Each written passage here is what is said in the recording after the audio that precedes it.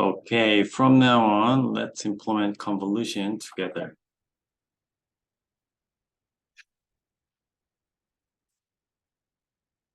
We're going to implement convolution as other layers we've implemented in previous sessions. Therefore, let's define convolution as a class like this. And because this convolution is same as other typical layers, we're going to implement the initializer first.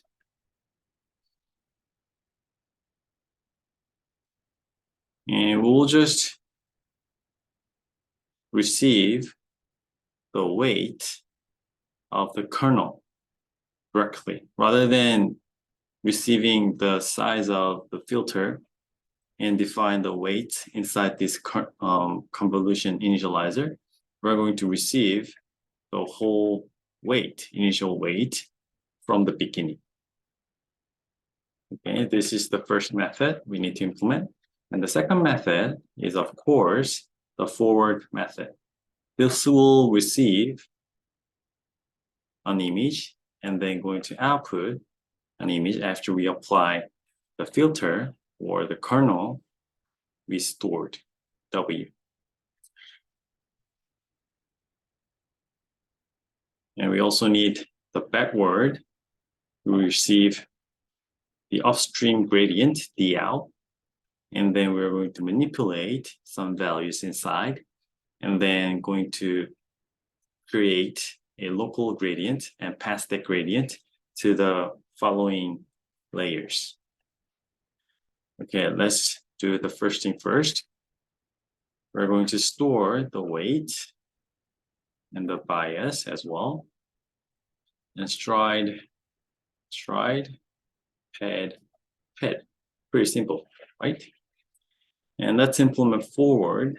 And before we do this, let's first retrieve some values. So our filter has this shape, number of filters, the channel. This should be the same as the input channel, the axis channel, okay? And filter height and filter width. This is the shape of this weight. So when we're defining weight, like NP, random, rand, n, and we can pass the number of filters, number of channels, filter height, filter width, like this. This way we can define our initial value for our filter. All right, so this is the shape of our filter. And the next thing is we need to retrieve the size of the input image. X has this shape. The first dimension denotes the number of images. So this is the batch size. And the number of channels, this is going to be 3 for the first layer, because our input image has 3 channels, red, green, and blue. And the width, height of the image and width of the image. And this is not just for our convention, but this is typically used for our deep learning frameworks like PyTorch and TensorFlow. So you need to get used to this convention. Okay, and let's calculate the output size first, output width and output height. This is very easy to calculate because we already know the formula. This is going to be h plus 2 times self head minus filter size fh, and divide this value by self stride like this. And the width is going to be w. However, this is not the only option for us to implement this out h. You can also calculate this value using integer division, like w plus 2 times self-pad minus FW. And we can perform integer division like this. In this case, we don't need to use this integer initializer. So either way is okay. It's optional. It's up to you. All right. And we can implement convolution very easily if we use loops, like for x in W and for y in H and for x filter in FW and for y filter in FH. Like this, if we employ like multiple loops, it's very easy to implement convolution. However, this is very computationally expensive. Therefore, what we are going to do is we are going to stretch the input image and the weight as well. And we're going to make this one as 1D vector and the input image as 1D vector as well. And after that, we can perform dot product between two vectors. In doing so, we can employ vectorization and the computation becomes much faster. I'm going to show you how we can do that. So implementing convolution using these loops is straightforward and not very efficient. So we are not going to take that approach. And what we are going to do is first convert image into column like this. I'm going to show you the definition of into col shortly, so don't worry. And we're going to change the kernel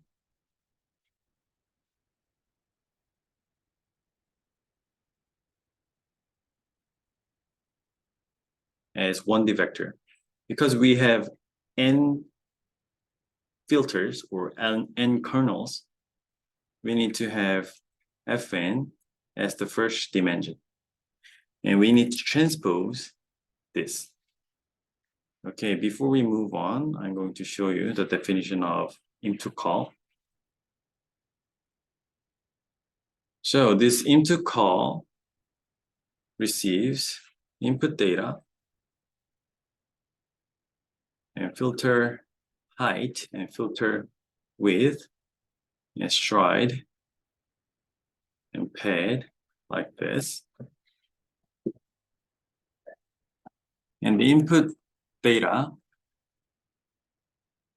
I'm going to give you some description of this function, is a batched image. So it has the dimension, shape like N, C, H, and W like this.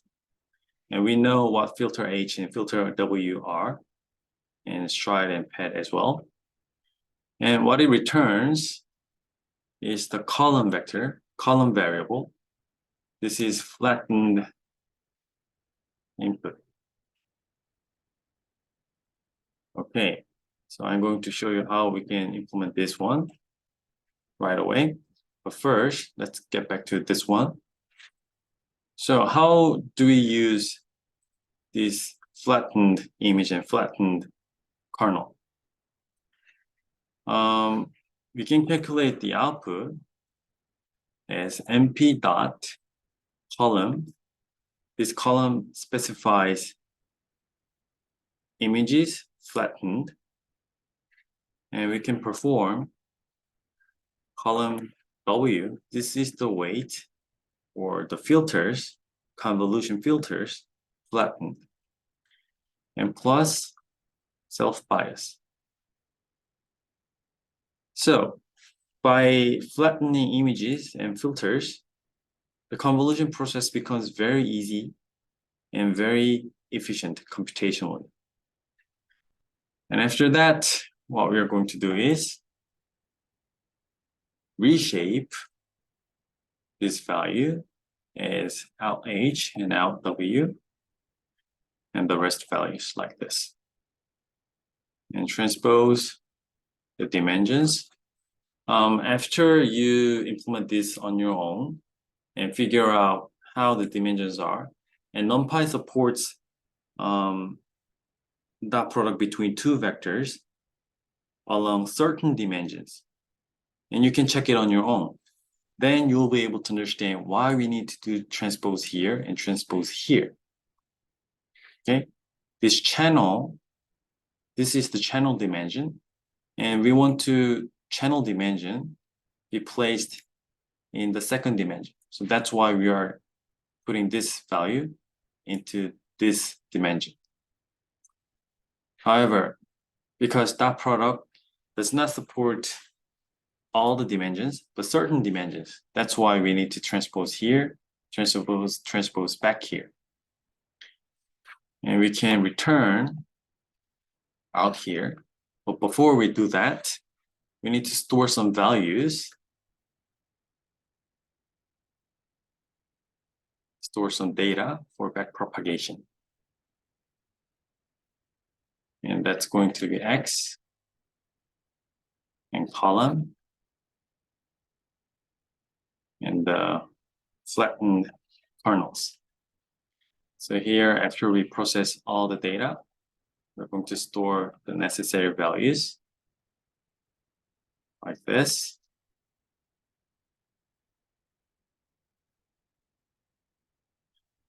Okay, this is the process of forward of convolution. We're using vectorization to make this process efficient. And how do you implement into call? Let's do this together. So what we are going to do is first retrieve dimensions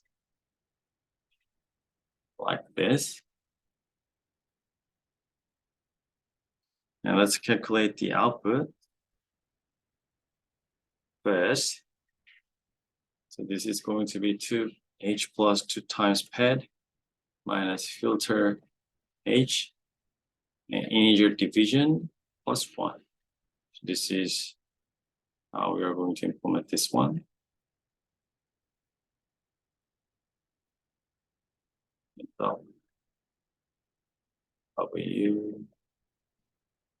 W like this.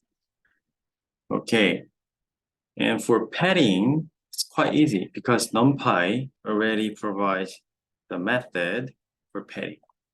So we just pass the input data and specify where to pad. We start padding from 0.0, 0.5. So you can have a look at this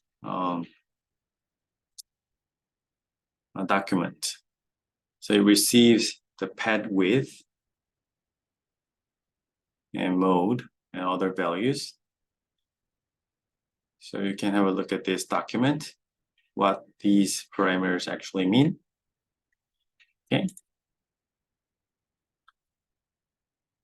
Pad, pad, pad, pad. And we're going to use the constant mode. Okay, and we're going to initialize the output call as 0 array. NC filter H, filter width, and LH, and out W. Here you can notice we are putting 2 extra dimensions, additional dimensions. I'm going to describe why we are injecting these additional dimensions.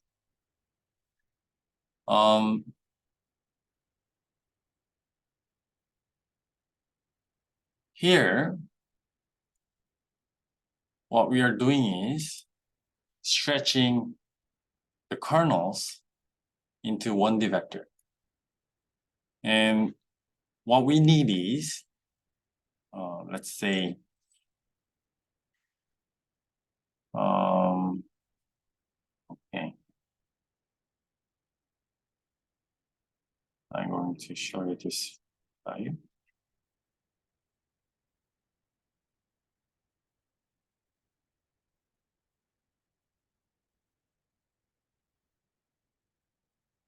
let's say for this position,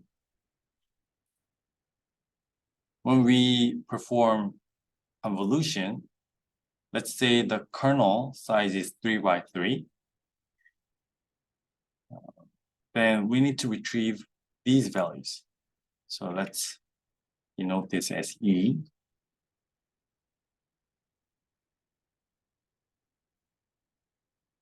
Like this. And if we have 3 channels, let's say 5 channels, then we have 5 more of these numbers, 9 numbers in the backward. And what we are doing is we are going to take these values here, and later on we are going to stretch these values like this. And after that, we are going to perform dot product between this dimension and where is W?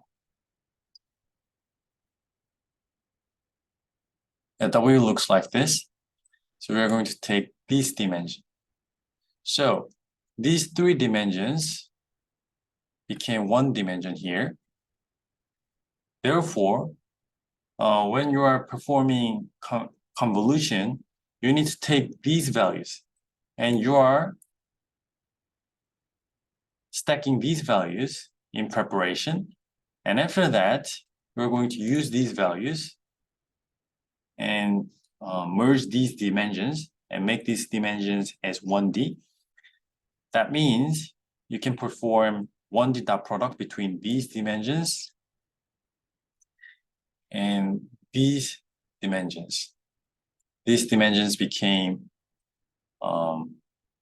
here 1D. And we're going to do the same thing here. So we're going to gather some values for each position. What values are necessary for performing convolution? Okay, I hope you understand this part. Okay, so what we are going to do is,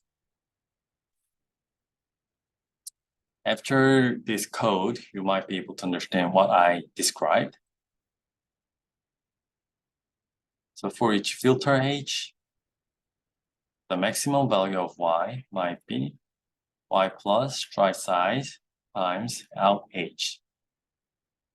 And for X in range filter width, X max will be X plus stride times out W. And what we are going to do is gather the values needed for convolution. Y and X and other values like this. And from image, we're going to gather those values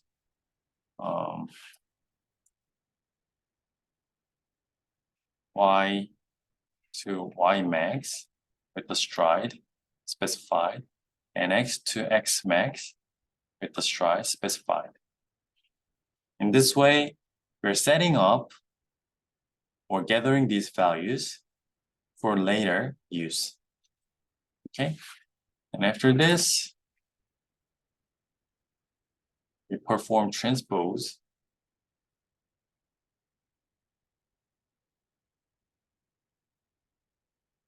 and reshape.